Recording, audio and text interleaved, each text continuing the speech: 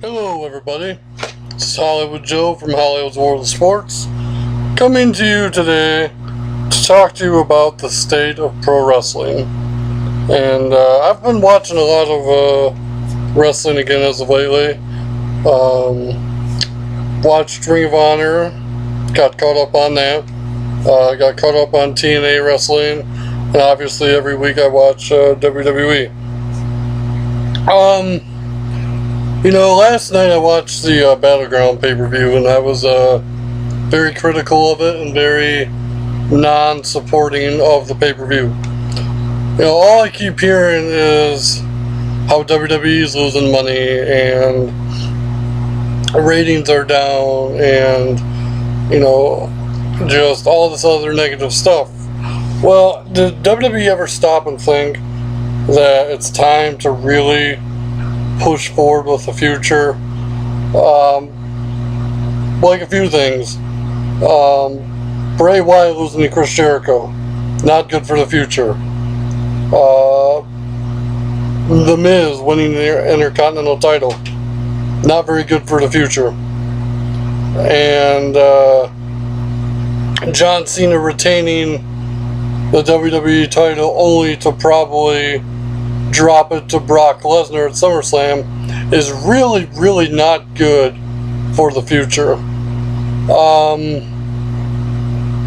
I honestly think WWE is getting ready to have the worst 8 months in the company's existence. If they follow through with plans and put the WWE World Heavyweight title on Brock Lesnar, it's going to be a monumental, massive business disaster. Nobody wants to see Brock Lesnar as a WWE champion. Nobody wants to see The Rock come back and be WWE champion. Nobody really wants to see the part-timers hold the belt. There are so many guys that are deserving of being the WWE World Heavyweight Champion. Let me think. Roman Reigns, Dean Ambrose, Seth Rollins, Cesaro, Sheamus, Wade Barrett, The Big Show if he ever comes back, Dolph Ziggler, and those are just named a few. Just named 6 or 7 right there. The Intercontinental title should be for guys like Kofi Kingston, Bo Dallas, The Miz. Even though I don't think The Miz is really going anywhere, but to me there needs to be 3 singles titles. And I'm not talking about the United States title. It needs to be the WWE World Heavyweight title, which is for the main event in the upper card. The WWE Intercontinental title, which is for the best wrestlers, the mid to upper card guys that are transitioning.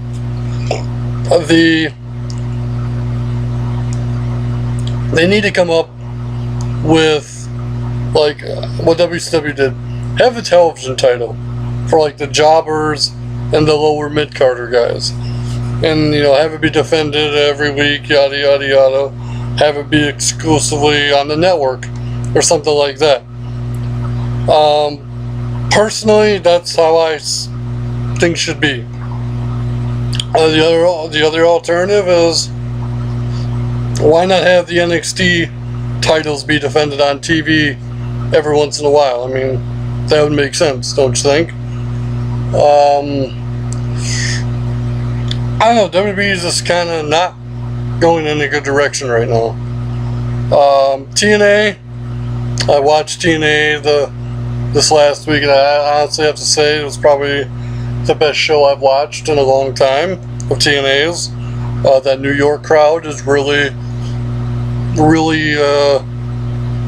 feeding into what TNA needs right now, and that's momentum and stuff like that. So TNA, obviously the next month is already taped in advance, and it's all at the Manhattan Center. Ring of Honor is another promotion.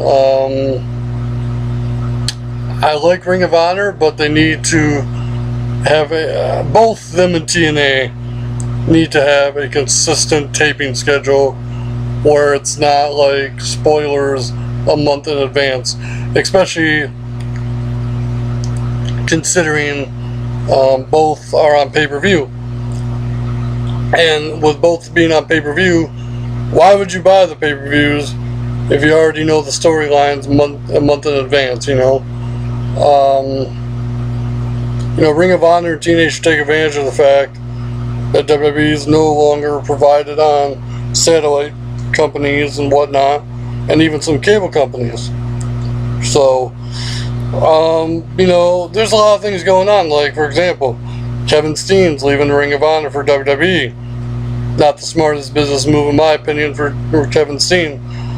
Kevin Steen should take a look on how his other Ring of Honor alumni have been used in WWE.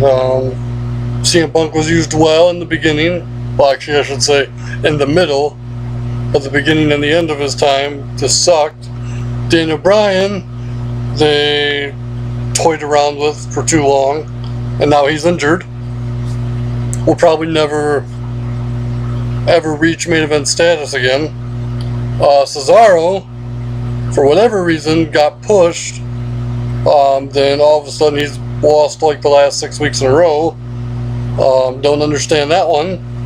Seth Rollins seems to be on the verge of greatness, but then again, what they're going to do with him once he reaches his potential. The other Ring of Honor guy that comes to mind is Sami Zayn, still toiling in NXT for whatever reason. I don't get it. Maybe I'm not supposed to get it, but I really think Kevin Steen should have stayed in Ring of Honor. I really do hope WWE uses him well, because I just don't see him being a main eventer in WWE if they have their way. Like I said, pro wrestling, it's just not really a good time right now to be a pro wrestling fan. I mean, nothing exciting is happening, nothing epic is happening, nothing extreme is happening, unless you want to consider Hardcore Justice Extreme, which takes place in August. But I don't know. I mean, I'd be curious to see what Jeff Jarrett comes out with in the next year or so with Global Force Wrestling. I really think he's going to have to really work hard to get ahead of TNA and Ring of Honor. Obviously WWE is always going to be around unless they keep losing money hand over fist like they are now. I don't know. I really think WWE needs to shaken things up, needs to be a little edgier again. I'm not saying you have to bring the Attitude Era back, but quit putting the spotlight on the same 3 to 4 guys all the time. I don't know. I just have been very disappointed as a wrestling fan lately, and the state of pro wrestling, as far as I'm concerned, is not a good one right now. Fortunately, Ring of Honor, TNA, and Global Force are doing the best they can to partner up with various promotions in Japan and Mexico to kind of get their names out there and, exchange talent. So, I don't know.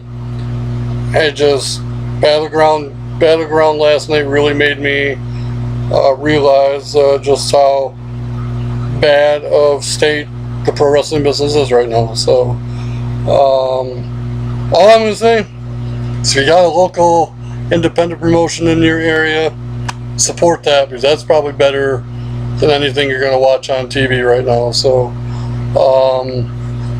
that's me. That's Hollywood Joe from Hollywood's World of Sports.